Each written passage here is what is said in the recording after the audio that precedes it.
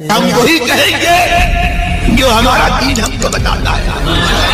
عمل کرو تو تمہارا بھلا ہے, نہیں کوئی عمل کرے تو نقصان ہمارا نہیں ہے, اسی کا نقصان. وآلہ وصحابہ اجمعین, اما بعد. قال اللہ تعالی فی قرآن المجید فاعوذ باللہ من الشیطان الرجیم بسم اللہ الرحمن الرحیم. ان اللہ اشترى من المؤمنین انفسهم واموالهم بان لهم الجنہ. صدق اللہ مولانا عظیم وبلغنا رسولہ النبی الکریم ونحن على ذلك لمن الشاہدین والشاکرین والحمد للہ رب العالمین. بارگاہ رسالت میں درود پاک کا ہدیہ پیش کریں. اللہم صلی وسلم بارک علی سیدنا مولانا محمد طب القلوب ودوائیہا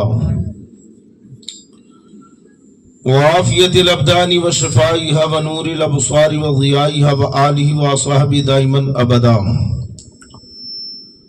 غوث اعظم بمن بے سر و ساما مدد, قبلہ دی مدد, کعبہ ایما مدد.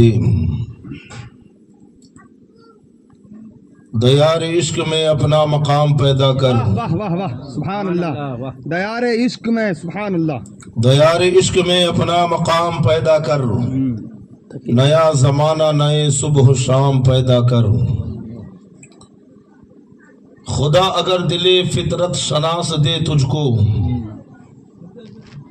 خدا اگر دل فطرت شناس دے تجھ کو, خودی نہ بیچ غریبی میں نام پیدا کر. خودی نہ بیچ غریب, خودی نہ بیچ غریبی میں نام پیدا کر. نہ ہو ماحول سے مایوس دنیا خود بنا اپنی. سبحان اللہ سبحان اللہ. نہ ہو ماحول سے مایوس دنیا خود بنا دنیا خود بنا اپنی. نئی کشتی نئی آندھی نئے طوفان پیدا کر. نئی کشتی نئی آندھی نئی آندھی نئے طوفان پیدا کر. سبحان اللہ. بہت اچھی مقدس مبارک محفل جناب سید جنید صاحب نے اور ان کے اہل خانہ نے منعقد کی. اللہ تبارک و تعالیٰ ان کے پورے خاندان کو اس محفل کی برکتیں عطا فرمائے, حاضرین کو بھی عطا فرمائے.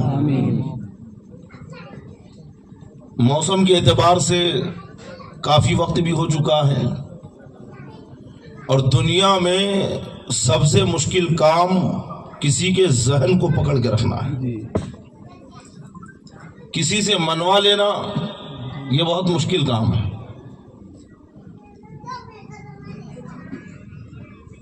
آج بیٹا باپ کی نہیں مان رہا ہے, بھائی بھائی کی نہیں سن رہا ہے. اچھا, دوسرا سب سے آسان کام اپنی منوا بھی لینا ہے. ایک جملے میں پوری بات سمجھ میں آ جائے گی.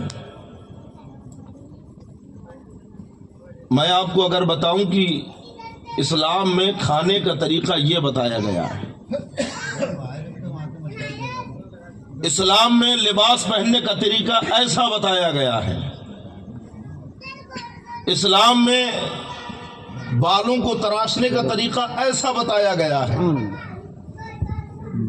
اسلام میں چہرے پہ داڑھی اس طریقے سے رکھنے کا حکم دیا گیا ہے. میں بتاؤں اور 1 گھنٹہ نہیں 2 گھنٹہ بھی بتاؤں, مشکل سے کچھ لوگ عمل کرتے ہوئے نظر آتے ہیں. ایک آدھ کوئی یا 2 لوگ نظر آ جائے تو آ جائے. تو کتنا مشکل کام ہے کسی سے منوانا. قرآن و حدیث پڑھ پڑھ کر, آخرت کا ڈر بتا کر, موت کا خوف دلا کر, جہنم کی ہولناکیوں کے تذکرے سنا کر بھی میں آپ سے اپنی بات نہیں منوا سکا. جی لیکن مولانا عمران صاحب جی کل کوئی فلم ریلیز ہوئی, جی اس فلم کے ہیرو نے جیسی ہیئر اسٹائل بالوں کی کٹنگ کی, دوسرے دن آدھے محلے کے لڑکے ویسے بالوں کو تراشتے ہوئے نظر آ رہے ہیں.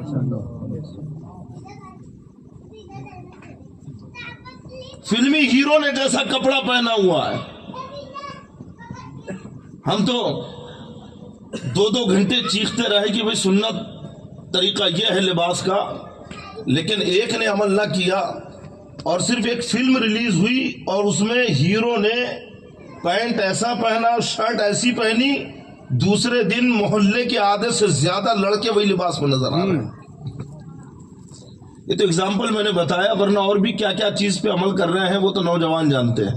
بولو یہ حقیقت ہے کہ نہیں؟ کتنا مشکل کام ہے دنیا کا کسی سے اپنی بات منوانا, اور ہم یہاں اپنی بات منوانے نہیں آئے, یا تو رسول پاک کی بات منوائی جا رہی ہے. یہاں تو اسلام کا پیغام دیا جا رہا ہے, قرآن و حدیث کی باتیں بتائی جا رکھی ہیں. عمل کرو گے آپ کی آخرت کامیاب ہوگی, عمل کرو گے آپ کی قبر روشن ہوگی, عمل کرو گے آپ رب تبارک و تعالی کی بارگاہ میں اس حال میں حاضر ہوں گے کہ اللہ آپ سے راضی ہوگا اور آپ اللہ سے راضی رہو گے. ورنہ یہ فلمی کیریکٹر جو ہوتے ہیں, ان کے لباس, ان کے ہیئر اسٹائل, ان کے بیٹھنے کھانے چلنے پھرنے کا انداز, بلکہ کئی نوجوانوں کو تو فلمی ہیرو کی طرح گردن جھٹکنے کی عادت ہو گئی, زلفیں بڑی رکھ رہے ہیں اور بار بار تکلیف دے رہے ہیں. میں نے کہا تراش دیں ان زلفوں کو, ایک آدھ مرتبہ سر کی اگر گردن کی نس لگ گئی تو لینے کے دینے پڑ جائے. ہو رہا ہے کہ نہیں؟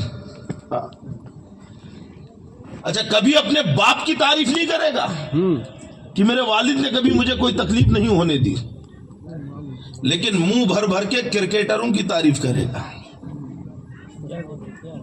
بہت خوب, ایکٹروں کی تعریف کرے گا, حق بیانی, لیڈروں کی تعریف کرے گا, اور باپ کی برائی کرے گا.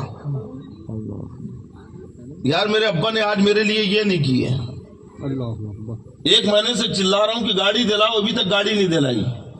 موبائل کے لیے پیسے مانگ رہا ہوں, موبائل کے لیے پیسہ نہیں دیا. بلکہ کچھ تو بے باک نوجوان ایسے ہیں جو یہاں تک کہہ دیتے ہیں کہ ہمارے باپ نے ہمارے لیے آج تک کیا ہی کیا ہے. یہ وہ جو جملے ہیں نوجوانوں کی زبان سے ادا ہو رہے ہیں. میں نے کہا بیٹا باپ کے احسان کو تم کیا پہچانو گے؟ صحیح ہے نا, باپ وہ ہے جس نے اپنے خون کو پسینے کی شکل میں بہا کر تمہیں اس قابل بنایا کہ آج تم اپنے پیروں پہ کھڑے ہو, پڑھایا لکھایا, خود پرانے کپڑے پہنتا رہا لیکن تمہیں ہر عید میں نئے کپڑے پہنایا, خود موچی سے اپنے جوتے سلواتا رہا 4 سال تک, لیکن تمہیں سال میں 2 مرتبہ جوتے دلوائے.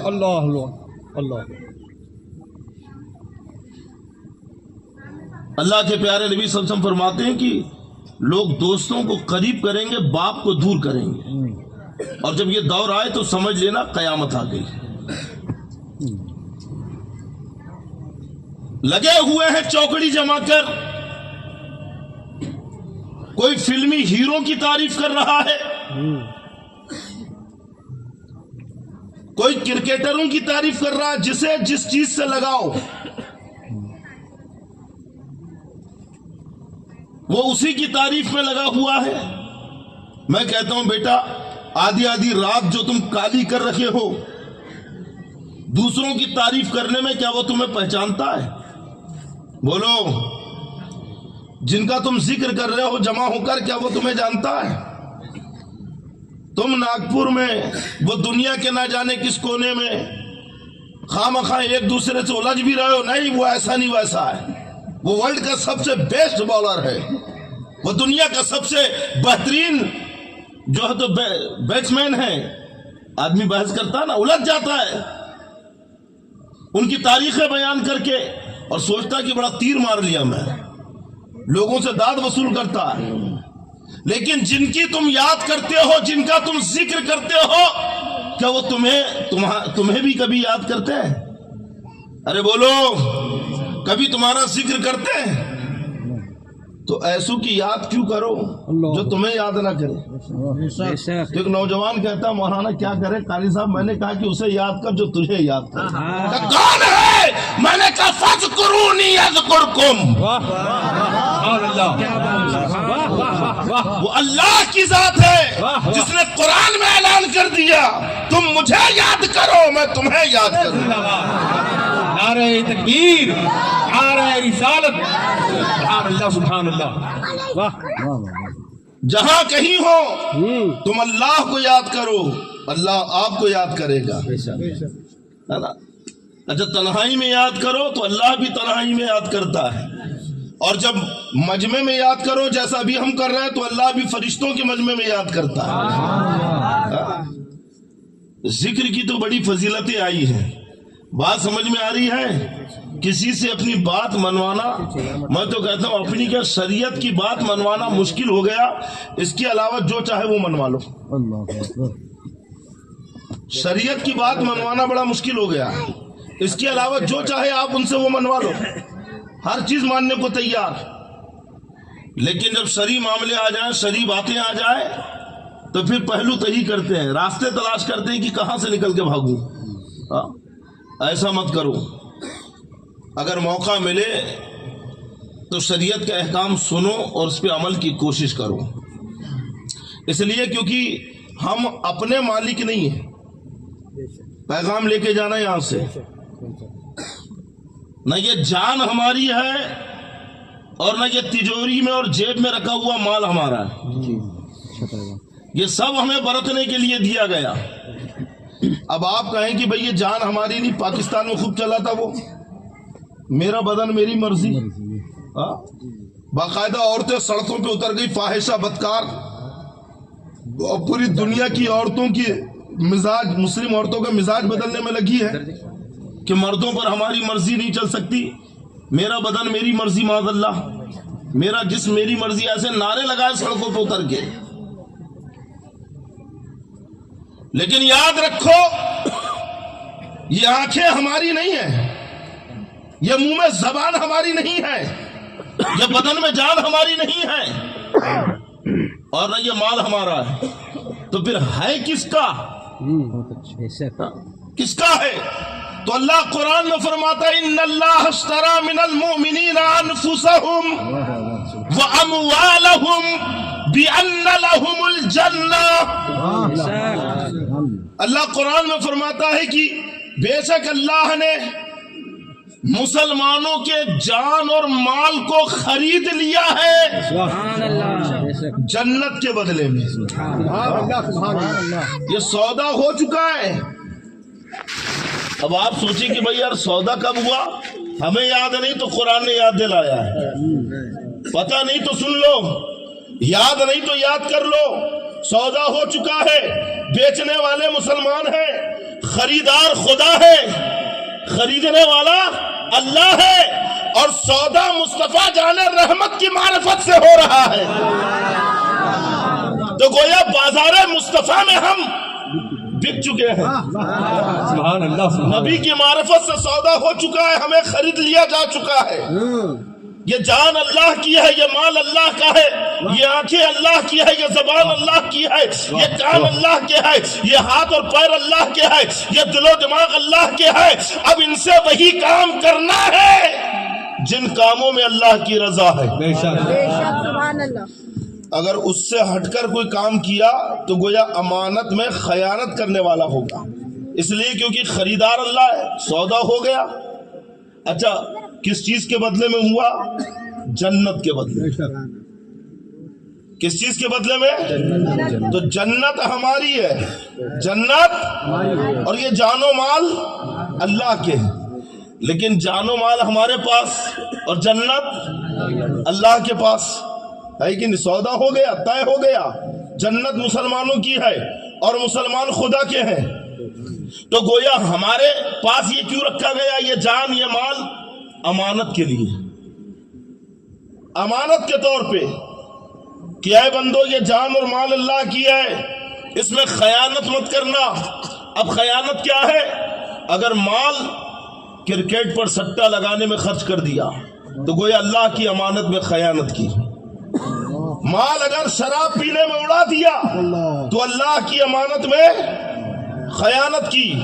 اگر شادی بیاہ میں ویڈیو گرافی اور تصویر کشی کر کے فوٹوگرافی پر پیسہ خرچ کیا، پٹاخے پھوڑنے پر پیسہ خرچ کیا، یا ڈھول باجے تماشے پر پیسہ خرچ کیا ہے نا، یا ناچ گانے پر آرکیسٹرا وغیرہ اس پر پیسہ خرچ کیا، تو گویا اللہ کا مال جو ہمارے پاس امانت ہے اس میں بندے نے خیانت کی ہے نا. تو کہیں گے کہ بھائی پھر مال تو ہے، کیا کیا جائے ہے نا؟ اولاد پہ خرچ کیا جائے، بیوی بچوں پہ خرچ کیا جائے، ماں باپ کے اوپر خرچ کیا جائے، غریب مسلمانوں پہ خرچ کیا جائے، اللہ کی راہ میں خرچ کیا جائے. یہ ہے مال کا حق ادا کرنا. اور ایسے ہی یہ وجود، یہ بدن اگر اس سے نماز پڑھے، روزہ رکھے، حج و زکوٰۃ اگر ادا کر رہا ہے اپنے اس وجود سے، تو گویا یہ اللہ تبارک و تعالیٰ کی امانت کی حفاظت کر رہا ہے. لیکن اگر اس نے اس ہاتھ کو شراب کے پیالے کی طرف بڑھایا، پیروں کو اگر میخانے کی طرف اور اللہ کی نافرمانی کی طرف اٹھایا، اگر نگاہوں کو اللہ ایسی چیزوں کی طرف اٹھایا کہ جن چیزوں پر شریعت نے پابندی لگائی ہے، تو گویا یہ امانت میں خیانت کرنے والا ہے اور اسی پر عذاب ہوگا. سمجھ گئے آپ؟ خیانت کرنے پر عذاب ہوگا، امانت کی حفاظت کرنے پر ثواب ملے گا. اب اللہ فرماتا ہے جیسا میں نے تمہاری امانت یعنی جنت کی حفاظت کی ہے. ارے جنت کی کیسی حفاظت اللہ نے کی؟ نہ آج تک کسی آنکھ نے دیکھا ہے، نہ کسی کان نے سنا ہے، اور نہ کسی دماغ میں جنت کا گمان بھی گزرا ہے. ایسی نعمتیں اللہ نے جنت کے اندر تیار کر رکھی ہیں، ایسا پرکیف ماحول جنت کے اندر اللہ نے بنایا ہے، اور ایسی عظیم نعمتیں کہ جن کی چند جھلکیاں اللہ نے قرآن کے اندر بیان کر دی. سورہ رحمان پڑھیے آپ، جنت کی نعمتوں کا ذکر اللہ نے سورہ رحمان کے اندر کیا ہے. قرآن کے دیگر سوروں میں، دیگر آیتوں میں اللہ نے جنت کا تذکرہ کیا تاکہ لوگ جان لیں کہ اللہ نے جو ان کے لیے تیار کر رکھا ہے وہ کتنی عظیم شے ہے. اور جیسا اللہ نے اس کی حفاظت کی، ویسے ہی تمہیں بھی اللہ کی امانت یعنی جان اور مال کی حفاظت کرنا ہے. تو نوجوانوں، یہ جان، یہ مال اللہ کی امانت ہے. تمہیں اپنی نگاہوں کی حفاظت کرنا ہے، تمہیں اپنی زبان کی حفاظت کرنا ہے، تمہیں اپنے ہاتھ اور پیر کی گناہوں سے حفاظت کرنا ہے، تمہیں اپنے پیٹ کی حرام غذا سے حفاظت کرنا ہے، تمہیں اپنے ذہنوں کی گندے خیالات اور بری باتوں سے حفاظت کرنا ہے. تبھی تم امانت کے حق ادا کرنے والے کہلاؤ گے. اور اگر اس میں خیانت کی تو یاد رکھو ان بطش ربک لشدید، اللہ کی پکڑ بہت سخت ہے. فاتقوا اللہ ان اللہ شدید العقاب. اللہ فرماتا ہے کہ اللہ سے ڈرو، اس کا عذاب بہت سخت ہے. اور عذاب کس کے لیے سخت ہے؟ انہی کے لیے جو اللہ کی حدوں کو توڑتے ہیں، جو اللہ کی امانت میں خیانت کرتے ہیں، جو اللہ کی نافرمانی کرتے ہیں. میں زیادہ تفصیل میں نہیں جاؤں گا، شادی کی محفل ہے، اسی پر گفتگو کروں گا. ورنہ آج اگر نوجوانوں کی زندگی اور حالات زندگی کا جائزہ لیا جائے تو سمجھ میں نہیں آتا کہ کس پہلو پہ بات کی جائے، کس پہلو پہ گفتگو کی جائے. اگر زبان کے اوپر ہی گفتگو کر دی جائے تو نوجوان کی زبان کی کیا قیمت ہے؟ آج جھوٹ اسی زبان سے، غیبت اسی زبان سے، چغلی اسی زبان سے، نہ جانے کتنی برائیاں، نگاہوں سے کتنی برائیاں آج آدمی کر رہا، ہاتھ پیر کتنے گناہ آج آدمی اپنے اعضاء و جوارح سے کر رہا ہے. شادی بیاہ یہ بڑا اہم معاملہ ہے اور شریعت کے قوانین میں سے ایک قانون ہے، اللہ کے احکام میں سے ایک حکم ہے، بلکہ اللہ کی عبادت ہے. عبادت یعنی بندگی، اللہ کا حکم ہے نا. ارے بھائی شادی کرنا کیا ہے؟ عبادت ہے کہ نہیں؟ سب بولیے. فَنْكِحُوا، اللہ نے قرآن میں کہا نکاح کرو، کہا کہ نہیں؟ نکاح کرو کس نے کہا؟ اللہ نے کہا نا نکاح کرو. اچھا فن کی ہو نکاح کرو، یہ حکم اللہ کا ہے کہ باپ داداؤں کا ہے؟ یہ حکم اللہ کا ہے کہ گھر کی بڑی بوڑھی عورتوں کا ہے؟ اور سب بولیے تو مرضی اس میں اللہ کی چلے گی کہ گھر کے بڑے بوڑھوں کی چلے گی؟ مرضی اللہ کی چلے گی کہ رشتہ داروں کی اور پڑوسیوں کی اور دوستوں کی چلے گی؟ اللہ کی چلے گی نا؟ ارے سب بولیے. ایک نوجوان نے دلہا بنا تھا، ہاتھ میں کنگنا پہنا تھا. میں نے کہا بیٹا یہ ہمارا شیوا نہیں ہے، غیر مسلموں کا طریقہ ہے، اسلام میں اس کا کہیں وہ نہیں ہے. اور دوسرے مانتے ہیں کہ ان کی مشابہت اتار دے. بیچارے نے اتار تو دیا، 1 گھنٹے کے بعد پھر دکھ رہا. میں نے پوچھا یار ابھی تو اتارا تھا حضرت، کیا بولوں؟ گھر کی پوری عورتیں جھوم گئی. اب باندھنا ہی پڑے گا.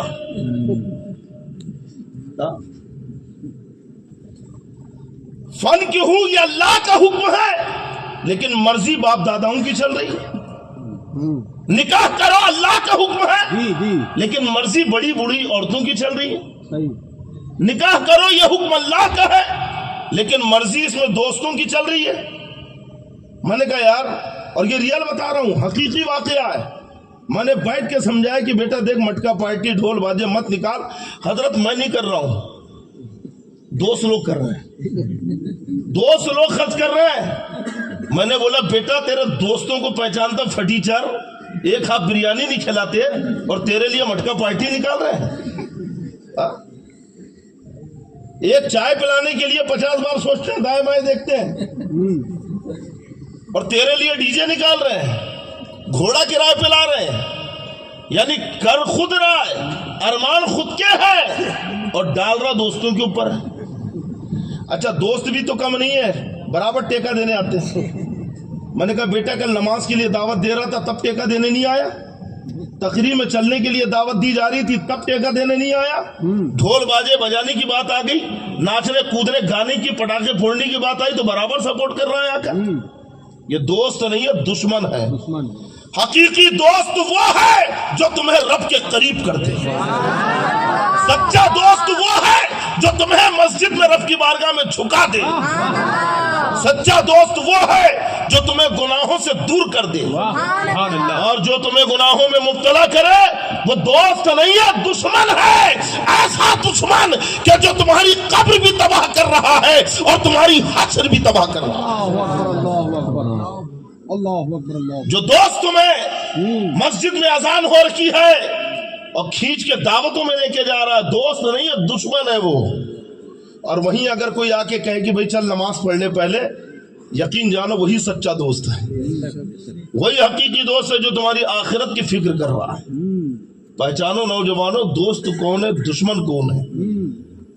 اچھوں کو، نیک لوگوں کو، سنی صحیح العقیدہ کوئی عالم دین ہو یا سنی صحیح العقیدہ نوجوان مسلمان ہو جو علماء کی صحبت میں رہتا ہو، ایسوں کے ساتھ میں رہو، کیونکہ نیکوں کی صحبت بڑی مشکل سے ملتی ہے. بدکاروں کی تو کہیں بھی مل جائے گی، ہے کہ نہیں مولانا عمران صاحب؟ گنجٹی تو کہیں بھی مل جائیں گے، چرسی تو کہیں بھی مل جائیں گے، شرابی جواری یہ صحبتیں آسانی سے مل جاتی ہے. نیکوں کی صحبت بڑی مشکل سے ملتی ہے. اور اللہ والوں کی اور نیکوں کی صحبت کیا رنگ لاتی جانتے ہیں؟ میں نہیں کہتا، مولانا روم رحمۃ اللہ علیہ نے مثنوی شریف میں فرمایا ہے، یک زمانہ صحبت با اولیاء بہتر از 100 سالہ طاعت بیریا. اگر کوئی کسی اللہ والے کی صحبت میں ایک لمحہ بیٹھ جائے تو اس کا ایک لمحہ بیٹھنا 100 سال عبادت بیریا سے بہتر. گر تو سنگ خارا و مرمر شبی، چوں بصاحب دل رسی گوہر شبی. اگر تو بیکار پتھر ہے، کسی اللہ والے کی صحبت میں آ جا، وہ تجھے ہیرا بنا دے گا. زندہ باد زندہ باد. صحبت صالح ترا صالح کند، صحبت طالح ترا طالح کند. مولانا روم فرماتے ہیں کہ اچھے کی صحبت اچھا بناتی ہے اور برے کی صحبت برا بناتی ہے. اچھا بننا چاہتے ہو تو اچھوں کی صحبت میں آؤ، سنی صحیح العقیدہ مسلمان کی صحبت میں رہو، تاکہ تمہاری دنیا اور آخرت دونوں سنور جائے. کیا کہنے حضرت، صحبت کا اثر تو ایسا پڑتا ہے قسم خدا کی، ہے نا. ابھی قاری صاحب نے ایک شعر سنایا تھا اس شرابی کے تعلق سے، سنایا تھا نا، وہ شرابی کسی شاعر کو پڑھنے نہیں دے رہا، اور جب کہا تعریف کر کے اس کی، ہے نا. اچھا وہ سبق آموز شعر، ایک واقعہ قاری صاحب بڑا اچھا ذہن میں آیا، سننا چاہتے ہیں آپ؟ سننا چاہتے ہیں نا؟ حضرت سیدنا خواجہ سری سختی رحمۃ اللہ علیہ، نام سنا آپ نے؟ ہاں، خواجہ سری سختی رحمۃ اللہ علیہ، یہ سید الطائفہ خواجہ جنید بغدادی رضی اللہ تعالیٰ عنہ کے پیر و مرشد ہیں، اور حقیقی ماموں بھی ہے، حقیقی ماموں بھی ہے اور پیر و مرشد بھی ہے، خواجہ جنید بغدادی رضی اللہ تعالیٰ عنہ. اور ایسے عاشق تھے یہ، فنا فی اللہ، فنا فی اللہ تھے حضرت خواجہ سری سختی. ان کے کئی واقعات تاریخ میں ہیں، میں دیگر واقعات کی طرف نہیں جاؤں گا ورنہ تقریر جو ہے دوسرا رخ لے لے گی، اور اگر اس ہے نا میدان میں قدم رکھا نا تو یہ رات بھی ناکافی ہو جائے گی، کیونکہ جب اللہ والوں کے تذکرے چھڑتے ہیں نا، اللہ والوں کی جب باتیں چھڑتی ہیں نا تو ایسا لگتا ہے کہ بس چلتے رہے چلتے رہے. ہم تو صرف پڑھتے ہیں سنتے ہیں، ہے نا. قاری صاحب نے بغداد شریف ہے نا، قاری صاحب گئے تو بغداد شریف میں حاضری دے کر آئے. ہم تو صرف کتابوں میں پڑھتے خواجہ سری سختی، خواجہ جنید بغدادی، حضرت ابوبکر شبلی، حضرت منصور حلاج، حضرت سیدنا امام اعظم، حضرت امام احمد ابن حنبل، حضرت سیدنا امام غزالی، یہ تو سب دیکھ کر آئے ماشاءاللہ. ان آستانوں کی زیارت کر کے آئے، صدیوں پرانے بزرگ ہیں یہ اور بڑے پائے کے بزرگ ہیں. خواجہ سری سختی رحمت اللہ علیہ ایک راستے سے گزر رہے ہیں، ایک شرابی شراب کے نشے میں پڑا ہوا ہے اور زبان سے اللہ اللہ اللہ کہہ رہا ہے، یعنی جب چڑھتی نہیں ہے تو زبان کھلتی نہیں ہے. حقیقت میں کسی شرابی کو دیکھ لینا کبھی، اگر لگایا نہیں ہے اس نے تو بالکل مکہ، بولنا نہیں آتا، اور جہاں ایک دو پیک چڑھایا تو ایسا لگتا ہے کسی کالج کا پروفیسر ہے. اب زبان رکتی نہیں ہے، سارے جہاں کے گیان کا بھنڈار اس کے پاس، جس ٹاپک پہ چاہے اس سے سوال کر لو جواب دینے کو تیار. ہوتا ہے کہ نہیں؟ شرابی جب چڑھتی ہے نا، اب چڑھتی ہے تو اپنی لے میں، اب بتاؤ اس کو چڑھی تو اللہ اللہ کہہ رہا ہے، اور جب چڑھتی نہیں ہوگی اور جب بلائے اسے تو آتا نہیں ہوگا ذکر کی طرف. لیکن دھن تھی، شراب کے نشے میں پڑا ہے سڑک کے کنارے اور زبان سے اللہ اللہ کہہ رہا ہے. خواجہ سری سختی رحمت اللہ علیہ کا گزر ہوا، آپ نے دیکھا دیکھو کمبخت شراب پی کے اللہ کا نام لے رہا ہے، ناپاک زبان سے اللہ کا پاک نام لے رہا ہے. آپ کو اچھا نہیں لگا، آپ نے ایک دکان سے پانی لیا اور اس کا منہ دھلا دیا، اس کے منہ میں پانی ڈال دیا، اچھے سے منہ دھو دیا، تو لے کم سے کم زبان پاک تو ہو جائے، ناپاک زبان سے اللہ کا نام لے رہا ہے. اچھا آپ نے اس کا منہ دھلایا، چلے گئے. ادھر جب اسے ہوش آیا تو لوگوں نے کہا کمبخت، جانتا ہے تیرے ساتھ کیا واقعہ ہوا؟ اس شہر کے اتنے بڑے بزرگ اللہ کے ولی، انہوں نے تجھے اس حال میں دیکھ لیا اور تیرا منہ دھلایا انہوں نے. بڑا شرمندہ ہوا وہ، اٹھ کے چلا گیا وہاں سے. رات کا وقت ہے، خواجہ سری سختی رحمت اللہ علیہ سوئے ہوئے ہیں. کیا خواب دیکھتے ہیں؟ اچھا خواب میں بھی کیا دیکھیں؟ رب کا جلوہ. اللہ کو خواب میں دیکھنا ممکن ہے، حقیقی آنکھوں سے نہیں دیکھ سکتے. لا تبصر الابصار، لا تدرکہ الابصار، آنکھیں اسے دیکھ نہیں سکتی ہے، جاتے وہ نہیں دیکھ سکتا، لیکن خواب میں دیکھ سکتے ہیں. امام الائمہ سراج الامہ امام اعظم ابو حنیفہ رضی اللہ تعالیٰ عنہ نے 100 مرتبہ اللہ کو خواب میں دیکھا. خواجہ سری سختی رحمت اللہ علیہ سوئے، رات کا وقت ہے، رب کا جلوہ دیکھ رکھے ہیں.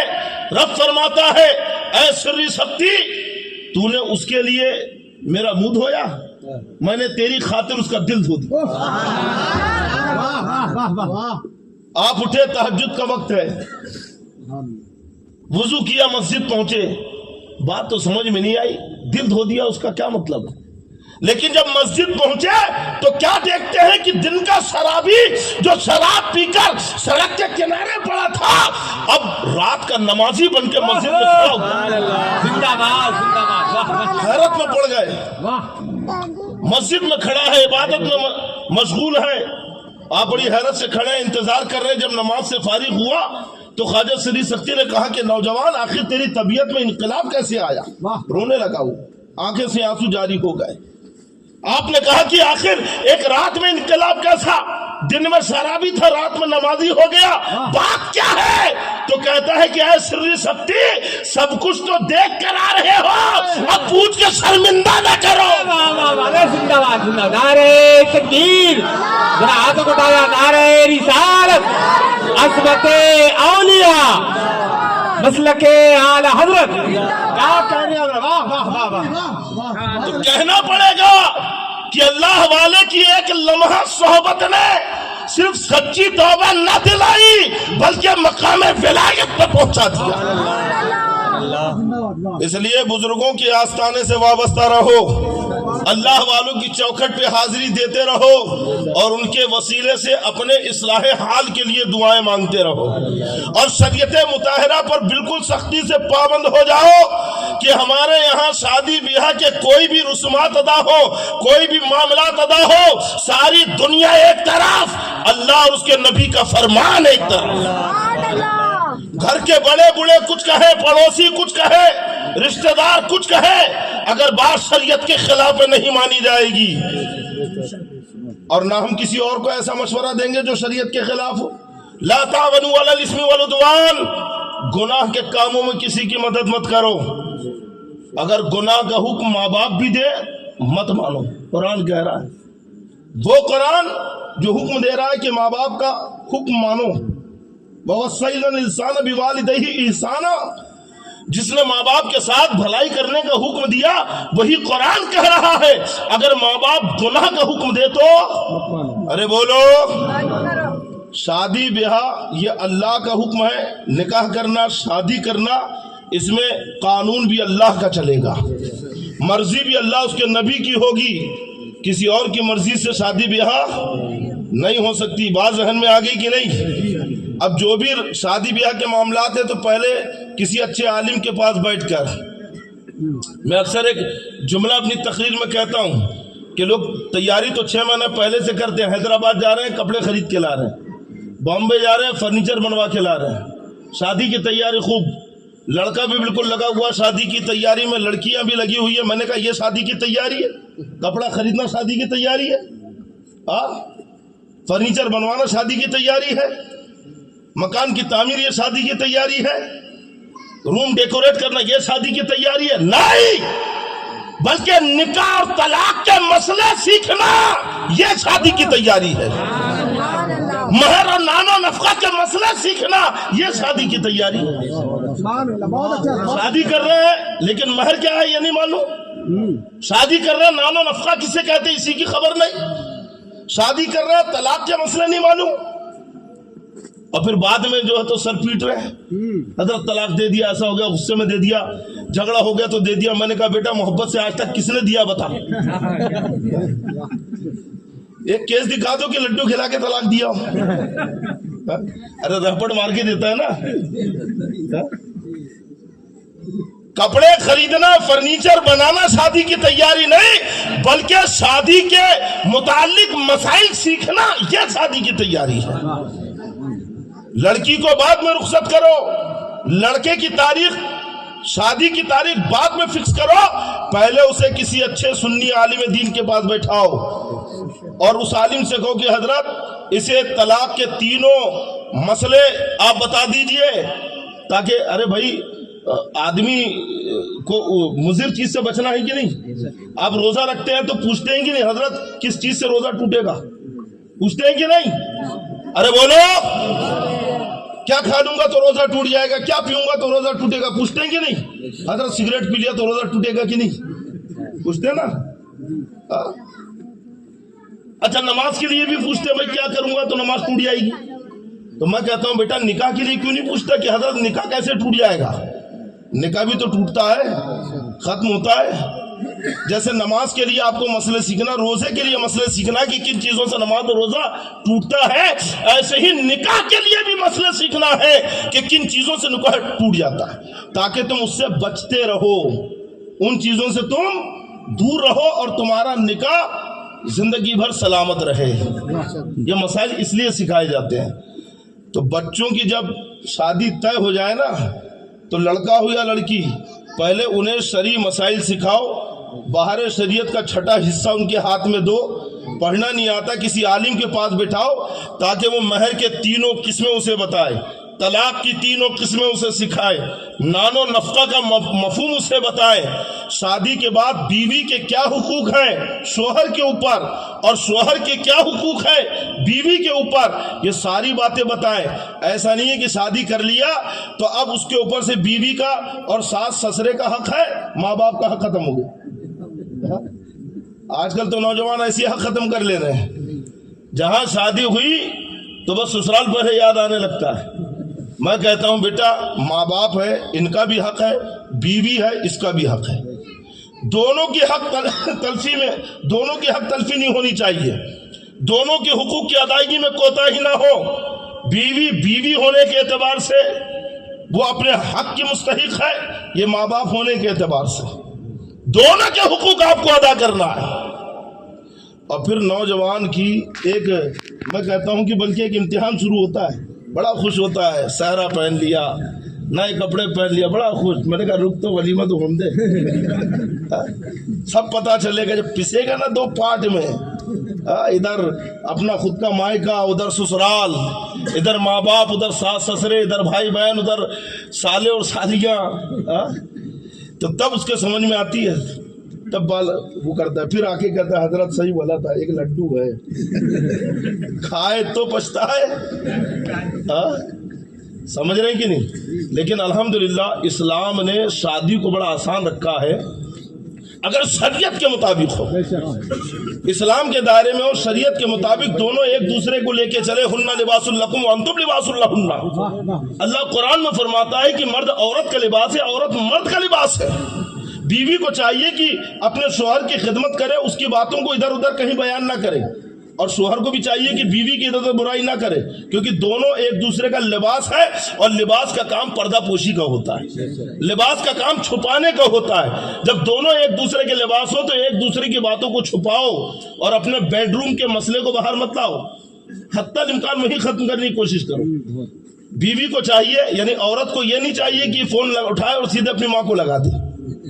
آج زیادہ تر معاملے اسی سے بگڑتے ہیں کہ باتیں عورت کے مائکے تک پہنچتی ہے۔ کیا ضرورت، دونوں ایک دوسرے کو سمجھ لے، قسم خدا کی کمرے سے باہر بات نہیں رہے گی، اب بڑی خوشگوار زندگی دونوں کی گزرے گی۔ شرط یہ ہے کہ اسلام کے دائرے کے مطابق سمجھی۔ اور نیک بیوی، حدیث میں بڑی فضیلت آئی ہے، المستدرک للحاکم میں حدیث پاک ہے، اس دن میں نے ایک جگہ بیان کیا تھا یہ حدیث، توجہ ہے آپ کی، بس یہ حدیث آخری پڑھ رہا ہوں، بیان ختم ہو رہا، پھر یہ حدیث سن لیں۔ اللہ کے پیارے نبی صلی اللہ تعالی وسلم فرماتے ہیں کہ آدمی کے لیے 3 سعادت مندی ہے، 3 سعادت مندی، اور آدمی کے لیے 3 بدبختی بھی ہے۔ سعادت مندی کیا ہے؟ کہ ایسی عورت سے نکاح کرے جو نیک ہو۔ حضور فرماتے ہیں عورت ایسی نیک ہو کہ جب تو اسے دیکھے تو وہ تجھے خوش کر دے، اور جب تو اس کے پاس نہ ہو تو وہ اپنے نفس اور تیرے مال کی حفاظت کرے۔ یہ پہلی سعادت ہے۔ اور دوسری سعادت مندی کیا ہے؟ تو حضور فرماتے تیرے پاس ایسی سواری ہو جو تجھے تیرے ہمراہیوں تک پہنچا دے۔ سمجھ رہے ہیں کہ نہیں؟ اور تیسری سعادت مندی یہ ہے کہ تیرے پاس ایسا مکان ہو جس میں تیری ضرورت کا سب سامان ہو، ہے نا، یعنی بڑا کشادہ مکان ہو۔ تو بتائیے، دیکھیے، نیک بیوی، بہترین سواری اور بڑا مکان، سعادت مندی ہے۔ میں نہیں کہہ رہا، حدیث ہے، مصطفیٰ جان رحمت کی حدیث ہے۔ اچھا مکان یہ بھی نعمت ہے، مہنگی گاڑی یہ بھی نعمت ہے، اور نیک بیوی یہ بھی نعمت ہے۔ اور حضور فرماتے 3 بدبختی یہ ہے کہ تو ایسی عورت سے شادی کرے کہ جب تو اسے دیکھے تو وہ تجھے پریشان کر دے، اور تیرے پیچھے نہ تیرے مال کی حفاظت کرے نہ اپنے نفس کی حفاظت کرے۔ اور تیرے پاس ایسی لنگڑی سواری ہو کہ جو تجھے تیرے ہمراہیوں سے بچھا دے، دور کر دے، اور اتنا چھوٹا مکان تیرے پاس ہو کہ جس میں تیری ضرورت کا پورا سامان نہ ہے۔ یہ بدبختی بتایا گیا ہے، یہ کم نصیبی ہے۔ یہ تو بتائیے، شریعت مطہرہ پہ عمل کرتے ہوئے اگر کوئی نوجوان نیک عورت سے نکاح کرے تو اس کے لیے پھر سواری بھی نعمت ہو جاتی ہے اور مکان بھی نعمت ہو جاتا ہے۔ اور شریعت سے ہٹ کر اگر ہے نا صرف ماڈلنگ دیکھ کر، چہرہ مہرہ دیکھ کر، عشق مجازی میں گرفتار ہو کر، کسی دنیا دار سڑک چھاپ کے اوپر عاشق ہو کر دل دے کر لے کر آ گیا، تو اب اگر مکان ہے تو یہ بھی بدبختی ہے، اور سواری ہے تو یہ بھی بدبختی ہے۔ بات سمجھ میں آ رہی کہ نہیں؟ اس لیے اچھا، حدیث پاک میں یہ بھی حضور نے فرمایا کہ عورت سے 3 وجہ سے نکاح ہوتا ہے۔ ایک مال کی وجہ سے، دوسرا اس کی خوبصورتی کی وجہ سے، اور تیسرا دینداری کی وجہ سے۔ حضور نے ایک جگہ فرمایا یہود یہ مال دیکھ کے شادی کرتے ہیں، نصرانی حسن دیکھ کر شادی کرتے ہیں۔ اللہ تمہیں سلامت رکھے، تم مسلمان ہو، تم دین دیکھ کر شادی کرو، تم مال اور حسن کے پیچھے نہ جانا، دینداری دیکھنا کہ لڑکی دیندار ہے یا نہیں، شریعت کی پابند ہے یا نہیں۔ اگر ہے تو پھر مال اور حسن کو ترجیح نہ دینا، بلکہ ایسی جگہ رشتہ بھیج دینا۔ یہ اللہ کی بہت بڑی نعمت ہے۔ رب تبارک و تعالیٰ سارے نوجوانوں کو، بلکہ نوجوان جتنے ان کے ابا کو اور ان کے گھر والوں کو شریعت کے مطابق شادی بیاہ کی سارے رسومات ادا کرنے کی توفیق عطا فرمائے۔ اور ہمارے سید جنید صاحب، آپ ہی کی ہے نا شادی، آپ ہی کی ہے نا، اللہ تعالیٰ اس محفل کے طفیل ان کی زندگی میں، بلکہ دونوں کی زندگی میں 4 چاند لگا دیں، اور آنے والی زندگی کا ایک ایک لمحہ اللہ ان کے لیے خوشگوار اور بابرکت بنا دے۔ اور اللہ اس محفل کے طفیل جن جوانوں کی ہے نا شادی نہیں ہوئی، رشتے نہیں ہوئے، اور ہوتا ہے کبھی ایسا کچھ حالات برابر نہیں ہوتے، کسی کو لڑکی نہیں مل رہی، کسی کا گھر نہیں بن رہا، کسی کی نوکری سیٹ نہیں ہو رہی ہے، جس وجہ سے بھی شادی میں رکاوٹیں آ رکھی ہیں، اللہ ان نوجوان بچوں اور بچیوں کی زندگی کی ساری رکاوٹیں دور کر دے، اور اچھے سے اچھے، بہتر سے بہتر سنی صحیح عقیدہ رشتوں کا انتظام کرے، اور شادی کے لیے اللہ غیب سے اسباب پیدا کرے۔ السلام علیکم ورحمۃ اللہ وبرکاتہ۔